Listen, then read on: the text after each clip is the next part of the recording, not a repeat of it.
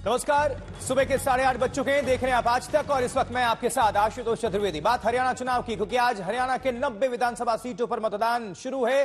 करीब 2 करोड़ मतदाता अपने मताधिकार का इस्तेमाल कर रहे हैं। वोटिंग के लिए करीब 20,000 बूथ तैयार हैं और जहां देखिए वोटिंग शुरू हो चुकी है। सभी 90 सीटों पर शाम 6 बजे तक मतदान होगा। चुनावी मैदान में करीब 1000 से ज्यादा प्रत्याशी हैं। कई दिग्गजों की साख भी दांव पर हैं। शाम 6 बजे तक सभी 90 सीटों पर मतदान और 462 निर्दलीय इसमें शामिल हैं और उनके समेत कुल 1031 प्रत्याशी हैं जो अपनी किस्मत आजमा रहे हैं। 5 तस्वीरें आपके सामने रख रहे हैं। बीच में मुख्यमंत्री नायब सिंह सैनी हैं, मताधिकार का इस्तेमाल कर चुके हैं, परिवार के साथ पूजा पाठ की तस्वीर। वहीं मनोहर लाल, हरियाणा के पूर्व मुख्यमंत्री, उन्होंने मतदान कर दिया। सबसे पहली तस्वीर वही आई थी। और मनु भाकर, उन्होंने भी मताधिकार के इस्तेमाल किया है। कृष्णपाल गुर्जर, उन्होंने भी वोट कास्ट कर दिया है। आचार्य देवव्रत, वो भी मताधिकार के इस कुंभ में शामिल हुए और अपने मत का इस्तेमाल किया। मनु भाकर भी पहुंची और उन्होंने युवाओं से बढ़ चढ़कर मतदान में हिस्सा लेने की अपील भी की है। तो हरियाणा के जनता के मन में क्या है, ये जनता बस तय कर रही है। चलिए कुछ प्रतिक्रियाएं आ रही हैं, सुनते हैं। हमारी सरकार ने पिछले 10 वर्षों में, डबल इंजन की सरकार ने जबरदस्त काम हरियाणा प्रदेश के अंदर किए हैं।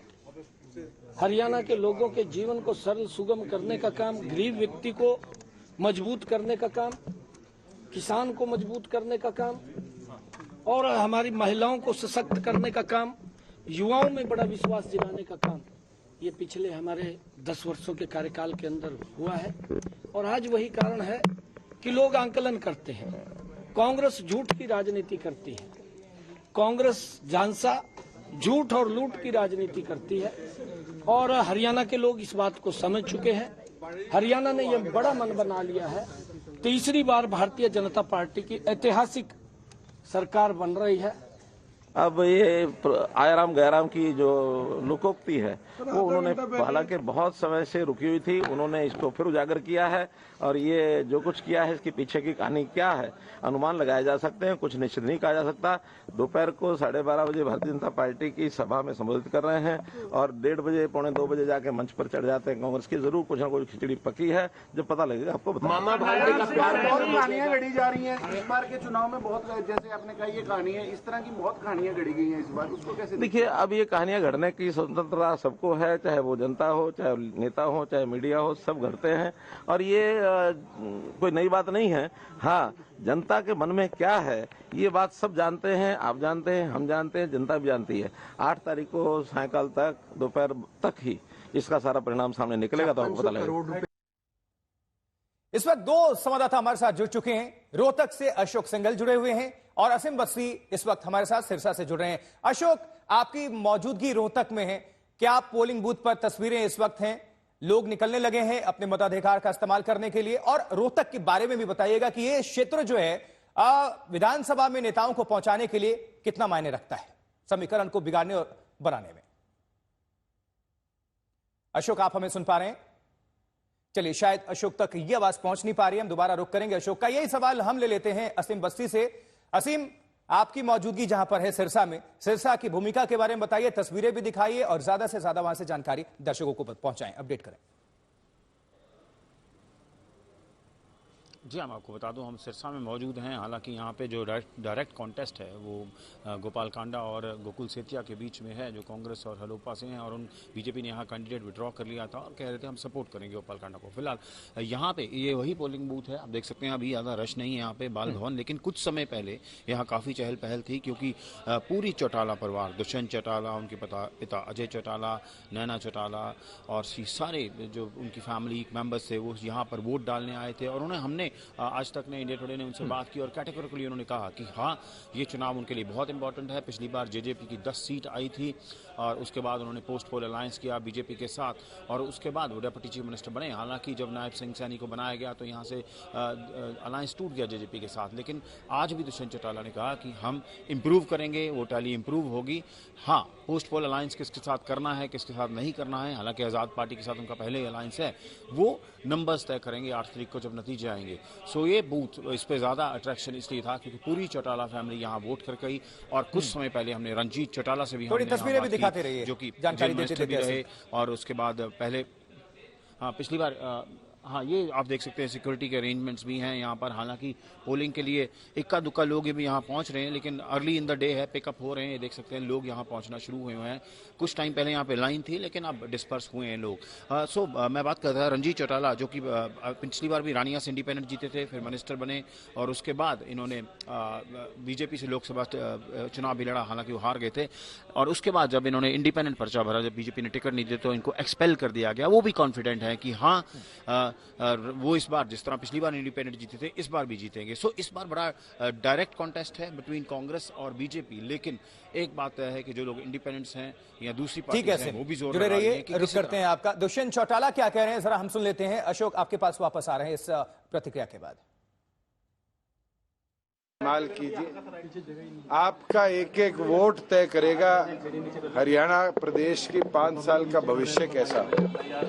और हमें पूर्ण विश्वास है, जिस जन भावनाओं से हमने पिछले 5 साल जन सेवा करी है, हरियाणा प्रदेश की जनता जननायक जनता पार्टी और आजाद समाज पार्टी के इस गठबंधन को ताकत भी देगी और ताकत के साथ पहले से भी ज्यादा नंबर्स के साथ हरियाणा विधानसभा के अंदर हमारे साथियों को भेजने का भी काम करेगी कि हम और ज्यादा मेहनत लगन के साथ हमारे करे में जो वादे हैं उनको जनता के लिए समर्पित कर पाएं, प्रोग्रेसिवली हरियाणा प्रदेश को आगे ले जा पाएं और हरियाणा प्रदेश के उन्नत भविष्य के अंदर हिस्सेदारी कर पाएं। दुष्यंत चौटाला को सुन रहे थे आप, पूर्व डिप्टी सीएम हरियाणा। देखिए मनु भाकर आपको नजर आ रही हैं, अपने परिवार के साथ पहुंची हुई हैं और मताधिकार का इस्तेमाल करती हुई नजर आ रही हैं। देश का नाम रोशन किया दुनिया में खेलों में। अभी पेरिस ओलंपिक में 2 मेडल हिंदुस्तान के नाम किया, तिरंगा लहराया और अब ये तस्वीरें आ रही हैं वोट करते हुए। आई थिंक हम सबकी रिस्पॉन्सिबिलिटी बनती है being the youth of this country कि हम सब अपना वोट डालें और जो भी आपकी समझदारी से आपको बेस्ट कैंडिडेट लगता है, बेस्ट लीडर लगता है अपने देश के लिए, आई थिंक हम सबको उसके लिए वोट करना चाहिए। बिकॉज हमारे छोटे छोटे स्टेप्स ही हमें बड़ी ऊंचाइयों तक लेके जाएंगे। और डेवलपमेंट की जहाँ तक बात करें तो काफ़ी हद तक हमारे हाथ में है कि हम किसको चूज़ करें और फिर वो इंसान आगे जाके हमारे सपनों को पूरा करे। डेवलपमेंट एरिया में हमारी और जो ख्वाहिशें हैं कि हमारे एरिया में ये होना चाहिए, वो होना चाहिए, तो बेसिकली हमारा रिप्रेजेंटेटिव कौन होना चाहिए, तो वो हमें चूज़ करना चाहिए। और आज मुझे फर्स्ट टाइम मौका मिला कि मैं वोट डालूं और मैं काफ़ी एक्साइटेड थी, बट चलो हो गया। वहीं कांग्रेस की कैंडिडेट विनेश फोगाट, चलिए क्या कह रही हैं सुनते हैं। उसे पूरे हरियाणा वासियों से मैं आग्रह करती हूँ कि मतदान जरूर करने जाएं।